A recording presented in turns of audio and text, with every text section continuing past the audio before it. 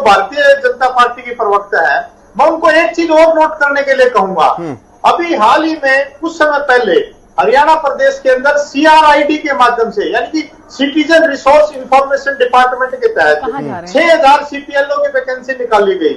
उन 6000 CPLO की vacancy में 2 एग्जाम लिए गए। 2 एग्जाम लेने के बाद CPLO भर्ती किए गए, जिसमें से 3200 के आसपास बच्चे भर्ती किए गए। उनको किसी को लोकल ऑपरेटर के तहत काम दिया गया, किसी को एज ए CPLO दिया गया, लेकिन उनका जो वेतन है वो मात्र 6000 रुपये महीना बनता है। वो भी CPLO का 6000 रुपये महीना बनता है, जो लोकल ऑपरेटर है उसका कुछ नहीं बनता।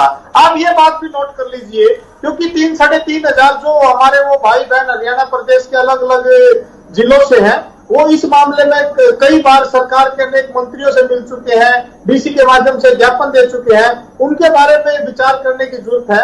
आपके चैनल से माध्यम से मैं मुख्यमंत्री जी से मांग करता हूं, जो CRID के माध्यम से जो बच्चे लगे हैं उनके बारे में भी कोई ऐसा एक्ट बनाया जाए ताकि उनको 6000 रुपये महीना किसी का गुजारा नहीं चलता, उनको भी 18-20 हजार रुपये महीना का कुछ ऐसा प्रावधान किया जाए। आपकी बात रखिए प्रियदर्शनी। टीपू जी, मैंने आपकी बात बड़े ध्यान से सुनी। इसका सिर्फ और सिर्फ एक ही शब्द में मैं आपको जवाब देना चाहती हूँ।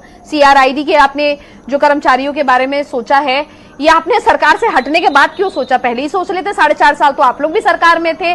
तब अगर हमारे डिप्टी CM से अगर पूछा जाता था, दुष्यंत चौटाला जी से, कि क्या काम किया है, तो उन्होंने कहा जी मैंने लाइब्रेरी बनवाई है।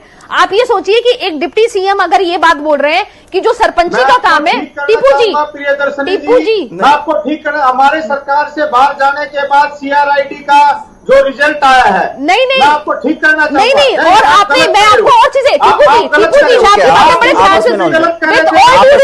टीपू जी जब आप बोल रहे थे तो मैंने बिल्कुल नहीं रोका था, मुझे प्लीज समझाने दीजिए। कर्मचारियों के बारे में इन्होंने वादा किया था, इनकी